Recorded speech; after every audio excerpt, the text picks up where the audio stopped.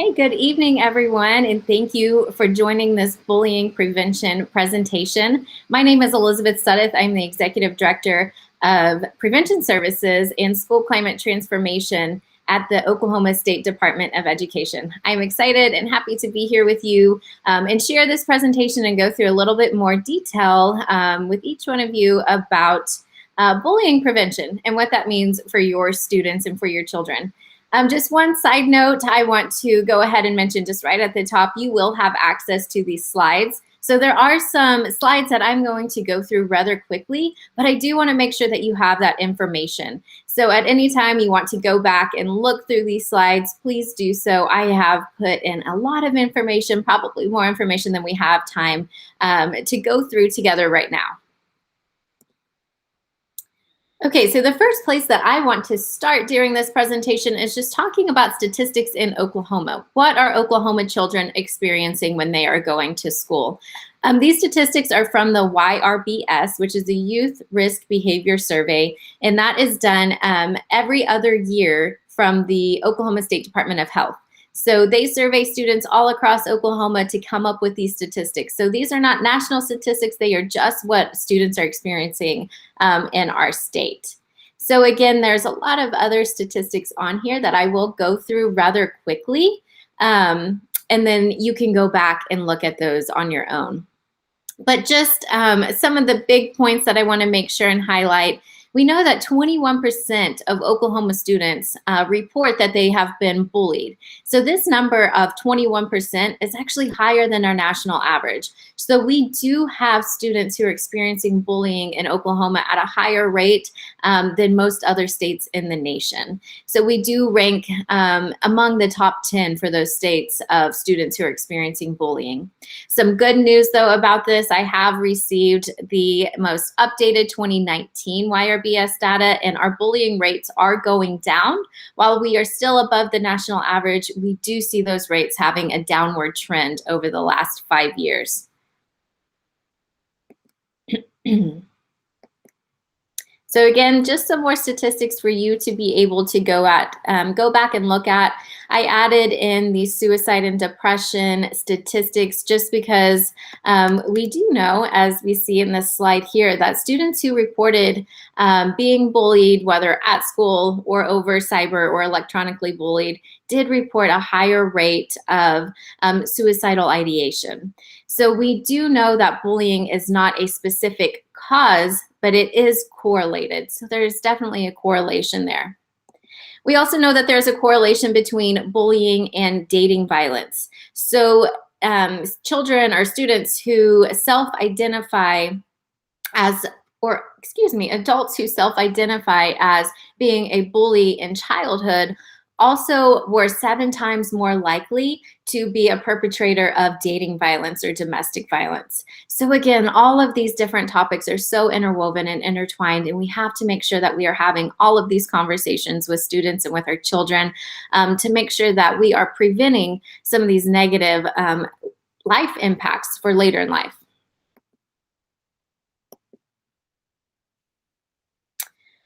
Okay, so first we're going to start off with what is the definition of bullying? And you might be thinking, why do I need to know the definition? It is actually very important from state to state to know what your state definition of bullying is. And this is important if you have a child who is involved in a bullying incident, because what might be defined in Oklahoma as bullying might not be the same that's defined in Texas as bullying based off of our state definition. So what we know in Oklahoma, it means any pattern of harassment, intimidation, threatening behavior, physical acts, verbal or electronic communication that is directed at a student or a group of students that results in or reasonably perceived as being done with the intent to cause negative education or physical results for the targeted individual or group, that is communicated in such a way to disrupt or interfere with the school's educational mission of the education of any student. So what does that actually mean? So what this definition is broken down into is 3 different elements of bullying. And all 3 of these elements must be present in some way for it to rise to that bullying incident or that bullying case. So we know that it requires an imbalance of power. Now, this doesn't necessarily mean physical power, a bigger student over a smaller student. It can be physical, it can be mental, emotional, or social imbalance of power as well. So, students who use their power, such as physical strength, to access embarrassing information, can also be bullying, or popularity to control or harm others. There's a wide different range that you can look at what an imbalance of power is. The second element is that behavior is repeated or likely to be repeated over time. So it can be a one-time incident if it is determined that that is an incident that is likely to be repeated over time.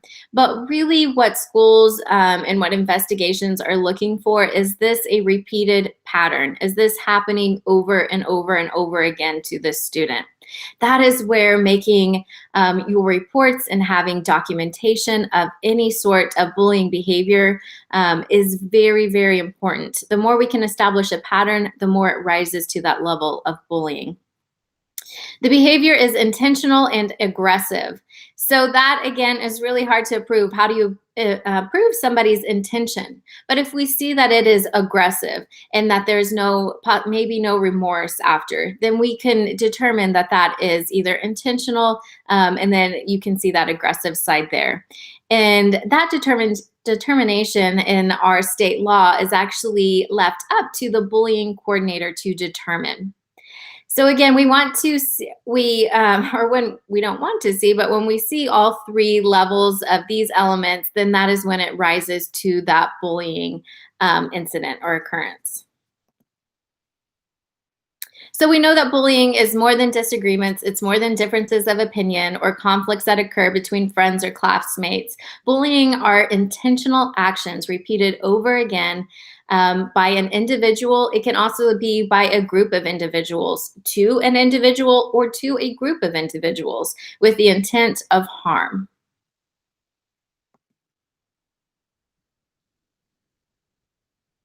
So some other things that we're looking at, again, we look at, is it done intentionally? Is the person being hurt has a hard time stopping or preventing the behavior? Then we know that that is that imbalance of power. The hurtful behavior is carried out by those who have more of that power, such as being older, physically bigger, stronger, having more social status, all of those different elements that I've mentioned before.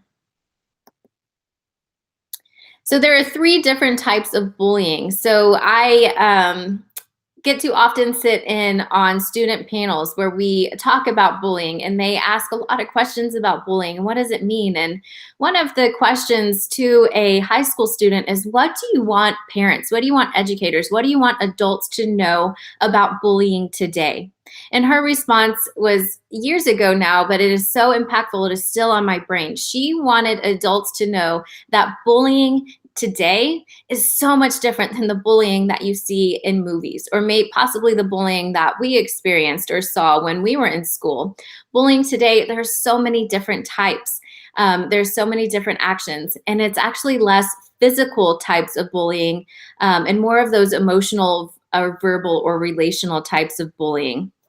But just so we know, it's very easy to see these physical types of bullying. If somebody's hurting, if somebody's kicking, spitting, breaking a person's things, those things are visible. Those are tangible items that come along with types of bullying. But as I said, some of these verbal or relational are the ones that are being experienced the most by students or most by our children. And those are less easier to see, especially when it gets over to the relational side. Verbal, name-calling, teasing, sexual comments, threatening, or relational, spreading rumors, isolating somebody, or embarrassing somebody.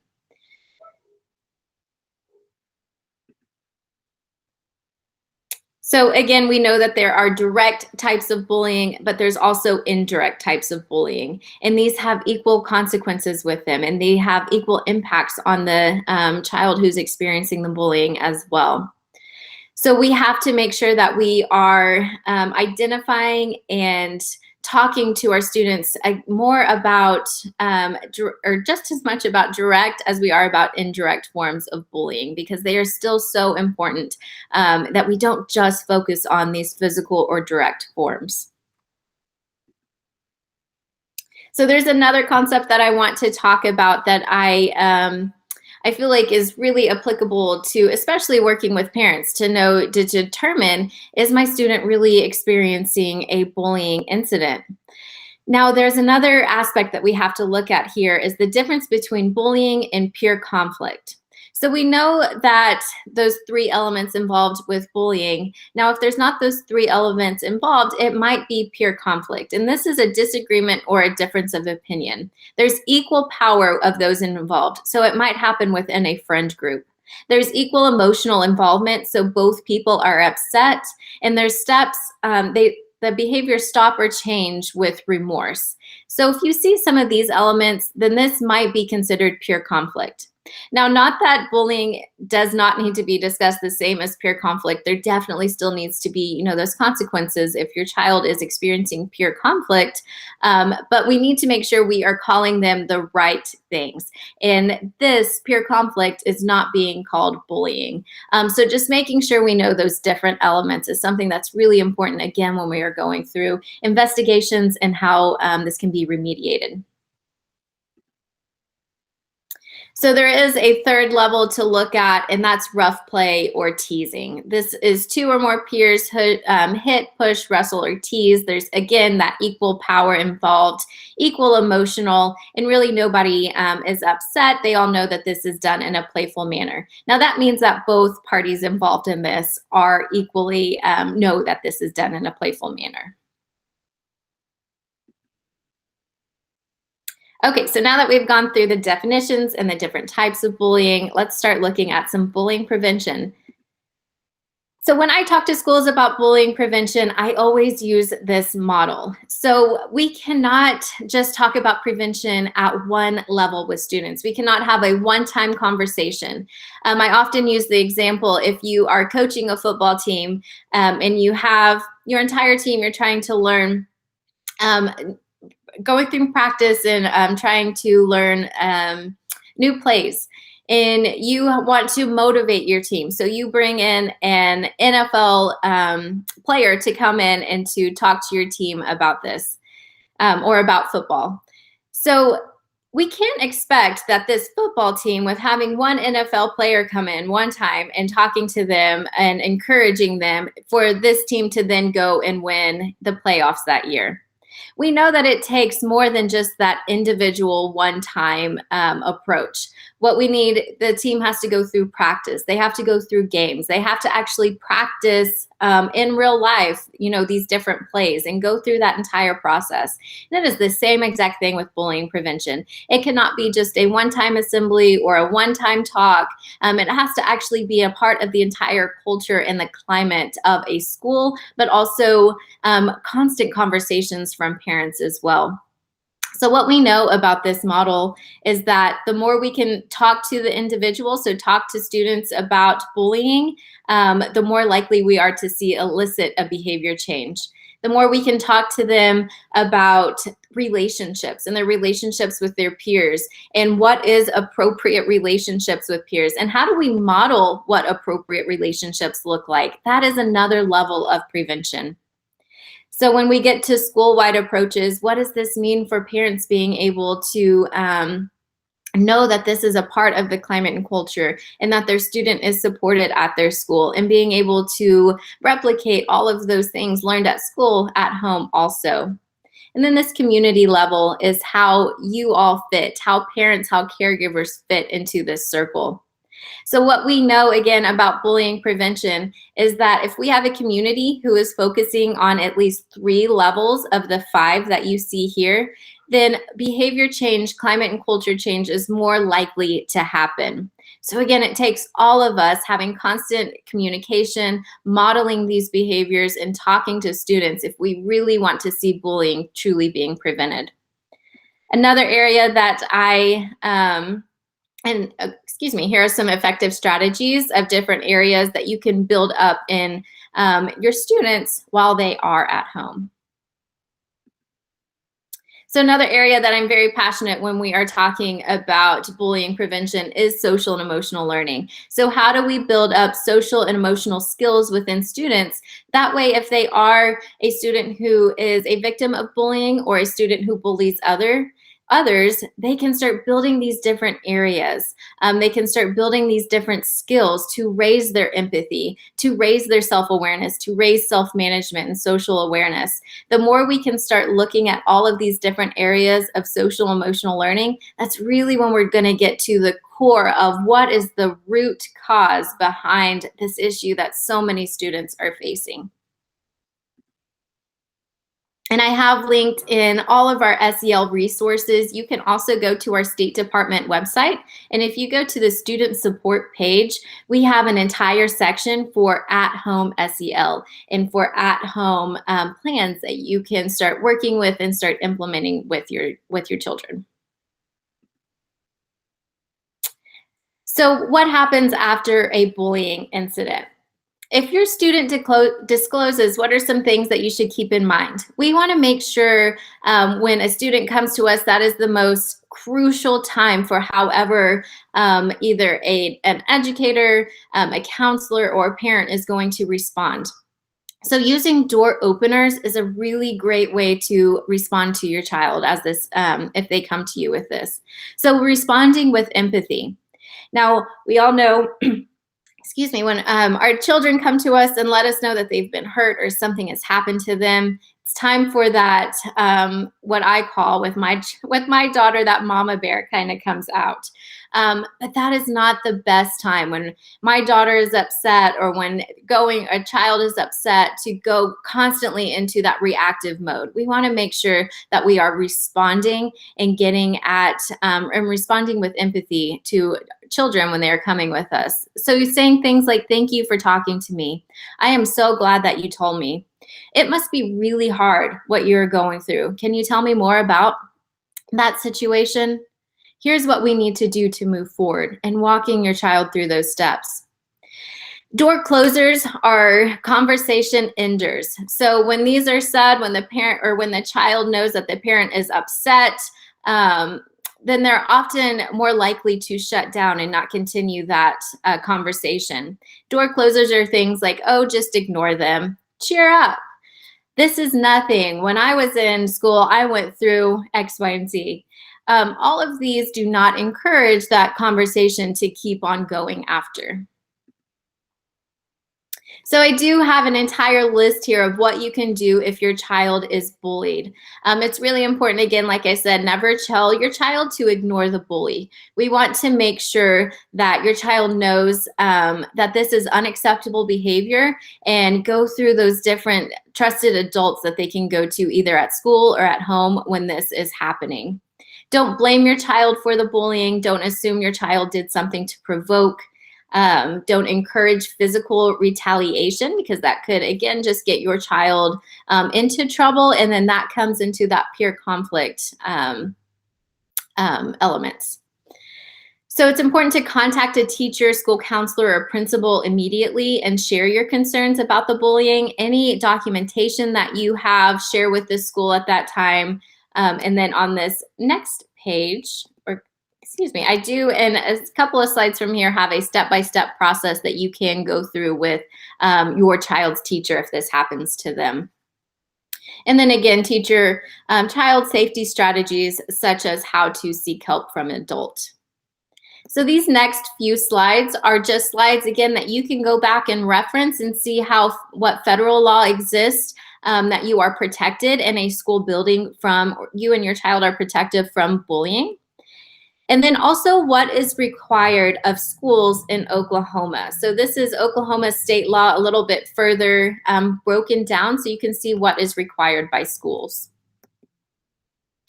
One important thing, each school does have to submit a bullying policy to the State Department every year, and that bullying policy does have to be sent out to parents as well as publicized on the school website.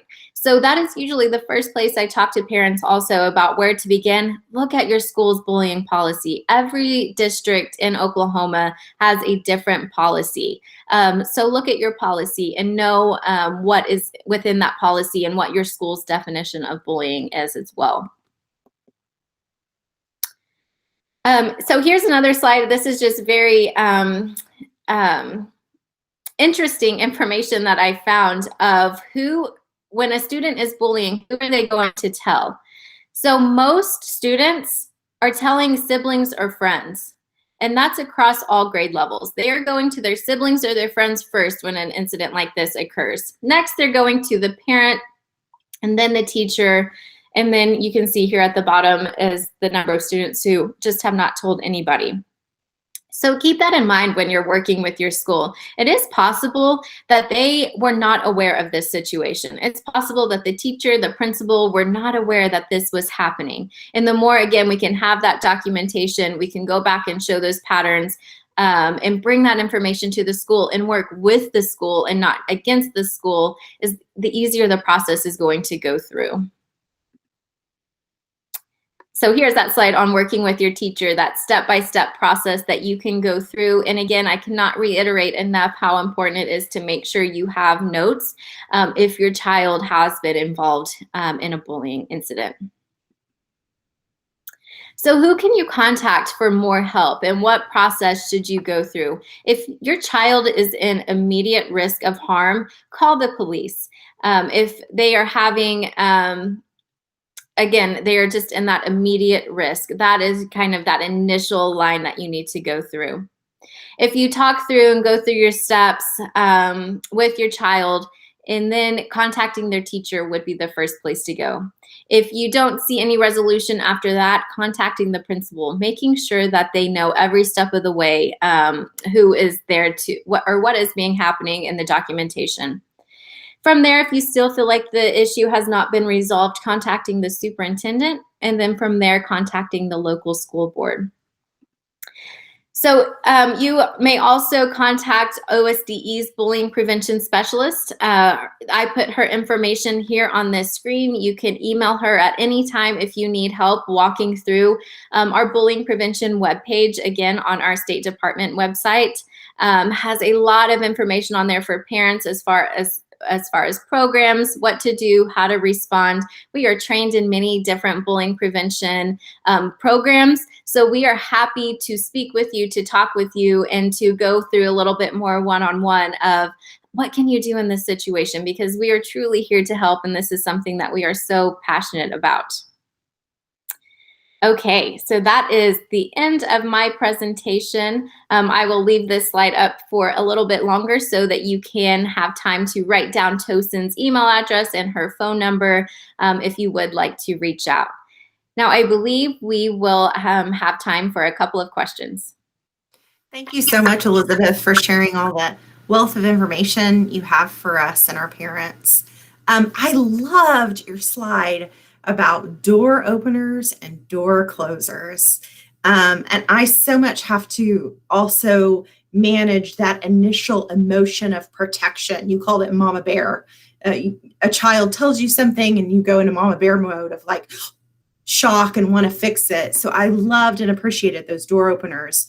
I often find that using that door opener and giving myself time to breathe deeply and say, tell me more about that, gives me time to calm down and really get the facts. So I loved that. But it also made me think, what age should we start teaching our kids about healthy relationships, or maybe even starting to identify what might be bullying behavior?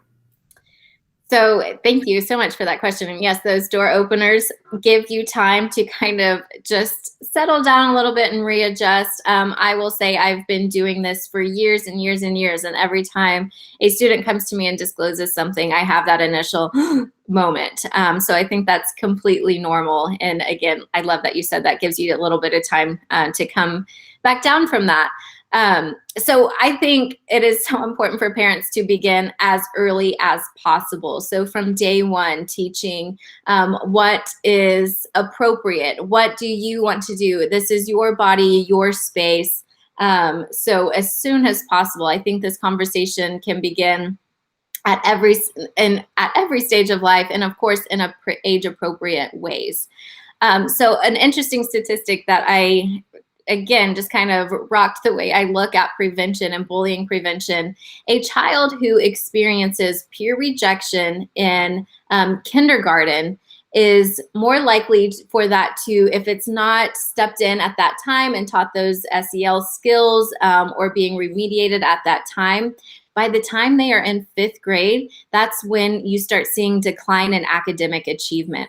So it kind of progresses over the years. And then 5th grade is usually when we start seeing a disinterest in academics or disinterest in school, and it drives that school disconnection.